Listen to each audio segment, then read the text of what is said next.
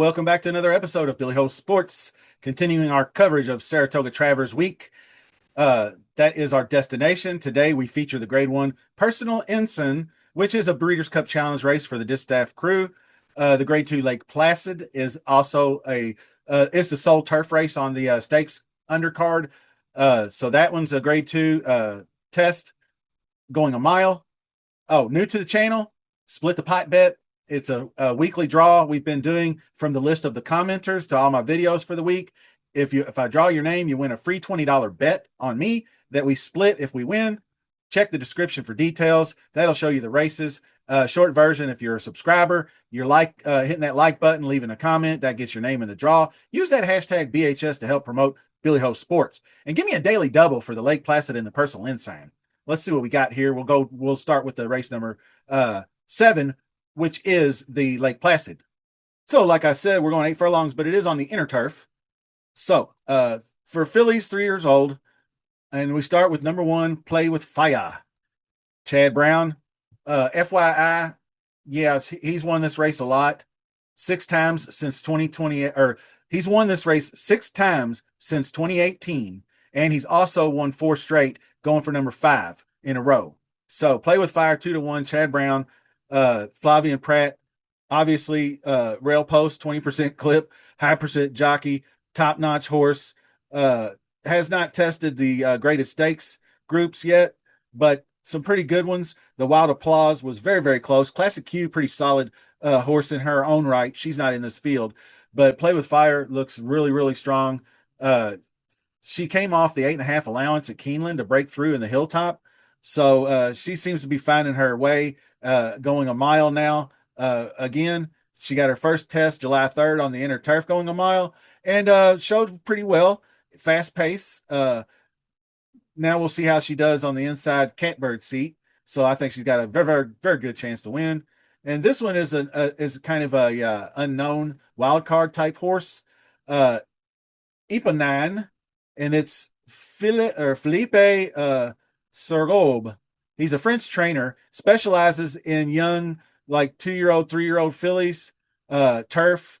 So these types of distances, you can see he starts this one off on the all weather and wins back-to-back races, and then goes and runs nothing but soft turf miles. That's heavy. That's soft, and runs on the lead. Can run, even though it got beat by 11 here in this Tattersales, was really up on the lead, and just could not maintain doing that stretch. And these are right-hand turn miles, but I don't think that's that big of a deal this time around. But it could have been uneven turf. This is going to be a much flatter surface. So this one could be, considering Play with Fire's 2-1, and this one is actually 7-2 morning line.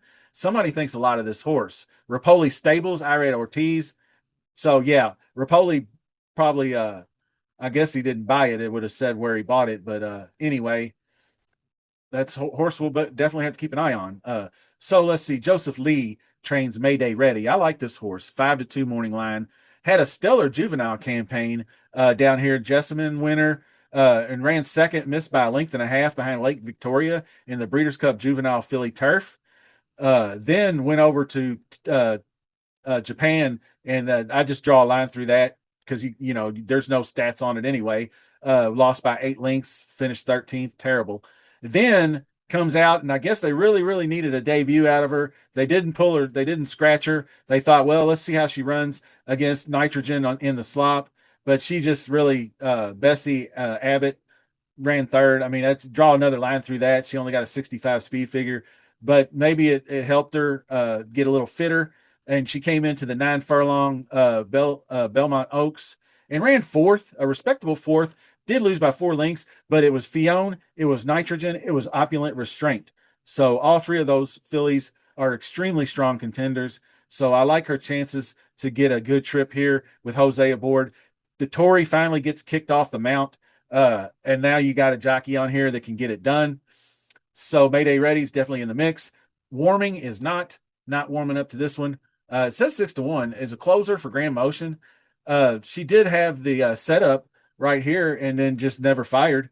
I mean, +8, +9 stake So see, like I said, sometimes it doesn't pay to get that fast pace because if you're slow early and fast late, you want that slow pace so you can stay close.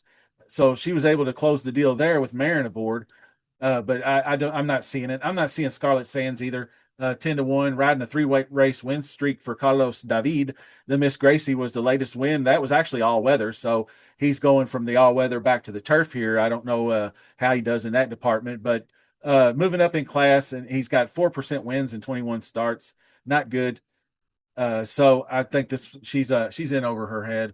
Now, Raining Flowers, third in prime power. Good looking filly. John Ortiz trains. John Velasquez rides for the third consecutive trip. Uh, started to hit her stride a little bit, pretty decently, and started off actually in the at Horseshoe Indy, going a mile 70, and got pulled off the turf. Ran third, not really that great there, but then runs into the buzzsaw that was Laura Lynn. Candy Quest, who also went out and won her next race, she runs third behind them. No shame in that game. And then another third place finish, but she was right on it. Daisy Flyer got the nod late, but she was on the inside rallying. Got just fell a neck short in that race. So really good stage setter for this next attempt at a grade two. Probably not for the win, but at least it was similar conditions. A mile and a 16th on the turf. Maybe adding an extra 16th of a mile gets her there. That's potentially possible with this closer. So Frankie D, like I said, did get the boots, and I appreciate that. He's just been struggling. So I like a key box with the number one play with fire. I think that's a good place to start. Then use the 2, 3, 6 underneath for that. So the Raining Flowers, and then obviously Mayday Ready, and I'm going to use the two Eponine. So let's jump over to the feature is I believe the Personal Ensign. Yes, race number 9 on your program, and we will get set up here, starting with a mile and an eighth on the main track. Grade 1 Breeders' Cup win, and you are in for the Breeders' Cup distaff. So 4-year-olds and up, fillies and mares. We start with number 1. There's going to be some usual suspects here. Number 1 is randomized. Chad Brown, Manny Franco, rail post 22%. Pretty good for a front runner. Blasted off in the Molly pitcher. Took advantage of the weak field, speed favoring Monmouth. So that's her 4th greatest stakes win. She always teams up with Raging Sea, her stablemate. They're kind of like the tag team. If you watch like the Road Warriors or somebody, anyway, one of them sets the pace and the other one closes them out. Whichever one gets there first is just whoever gets it. You can see all these front running efforts. Like she just really was rocking and rolling this time last year. Won the Alabama, or that was actually 2023. My apologies, but 3 straight big time wins there. Then the second to Idiomatic, and then the Ruffian. You can see then wins the Ogden Phipps, going a mile and an eighth back in June of 2024. So she was on a roll here, and then lost the Personal Ensign last year to her stablemate, and then just kind of fell off. Took the rest of the year off, I should say, but a pretty good debut in the La Troyenne. Took the lead into the stretch, and obviously stablemate got it done. She did her job though. She was the one that basically wore down Torpedo Anna, and we'll talk about her in a minute. And Kenny McPeak and his lame excuses. But Ogden Phipps was a disaster. Faltered in the slop. Tried to run, just couldn't get going. Spinning her tires like everybody else did that day, except for Darth Vader, seemingly. And then the Molly pitcher obviously getting it done. So she's a player. We'll see what happens. But this one actually looks like she's more of a player at the same style. This big time Chuvy winner, Dazzling Moon, or second place to Leslie's Rose, I should say.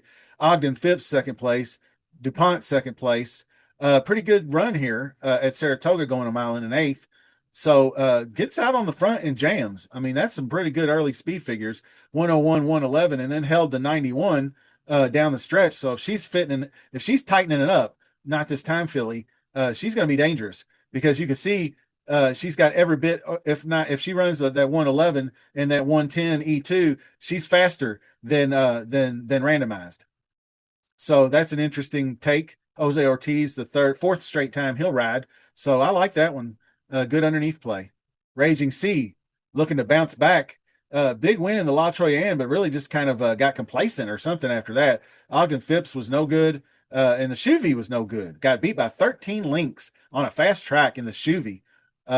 just really bumped at the start. She really did take some contact in the Ogden Phipps, especially Ogden Phipps. She got squeezed at the start badly and got shuffled way too far back. Well, the same thing happened again. And I think Pratt better get his shit together this time around because he better not let her get this far back again because she got 7 lengths back, 6 lengths at the stretch, and had no shot to close out Leslie's Rose and just had to pull the plug.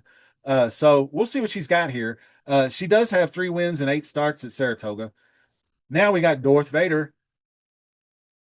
I used to call her Dork Vader, but she's turned talk about going Anakin Skywalker. She's got some kind of deal with the devil going to the dark side of the force, uh, and the dark side of the weather on Ogden Phipps Day, and she grinded them to a pulp in that race, winning by 4 3/4, passing all the horses that day in a Grade 1 winner. Very impressively done too.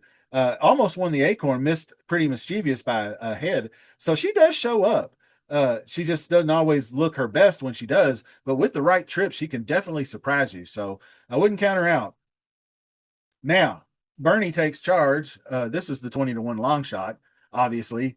Flopped in the muddy mess at Aqueduct. Pretty decent runner, but this is just way too much to ask. Time constraints. We're moving on to Leslie's Rose. So 9-2 morning line. If she's figuring it out, she's going to be dangerous. Like danger. Get on the flow.